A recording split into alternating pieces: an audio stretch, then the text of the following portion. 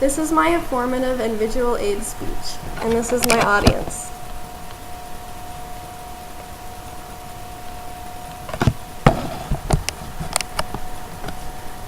Running makes you an athlete in all areas of life, trained in the basics, prepared for whatever comes, ready to fulfill each hour and deal with a decisive moment. This is said by Dr. George Sheehan, runner, writer, and philosopher, from a website called Running and Cross Country. I personally chose to do this topic because I ran in middle school, high school, and some in college for a total of about 6 years. This is just some of the medals that I've won from running cross country. Since cross country is a sport that isn't very well known, we are going to talk about the sport in general, the training needed, and the kind of equipment used, and why it's a good activity for your health. The meets usually take place on golf courses during the fall and winter months. The number of participants vary from 50 to 300 runners. I also have a picture of what it might look like when you're watching a cross-country race with all the runners.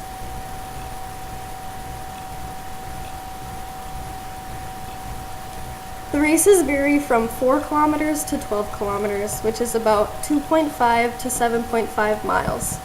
I got this information from a website called Cross Country and Running by Havitz and Zemper. The men usually run longer than the women do. The equipment needed for cross country is just 2 things: training shoes and running shoes, and racing shoes. The training shoes have more cushion with thicker soles. I have this pair of A6 with more of a thicker and more cushioned for running. You know you need a new pair of shoes when the tread on the bottom of them become wear down. This happens about after 300 miles. The racing shoes, they're much lighter and they have spikes on the tip of them. And then they have a little heel for the distance running. Training for cross country is a lot of miles. It's usually 5 to 9 miles a day, with a couple of 2-a-days a week. We also lift every other day. Running is very healthy for you. It's healthy for you physically and mentally. Physically, it strengthens your muscles, your bones, and your heart. It prevents heart attacks as well.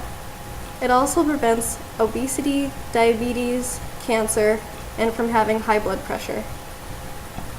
This was taken from an article called The Benefits of Running.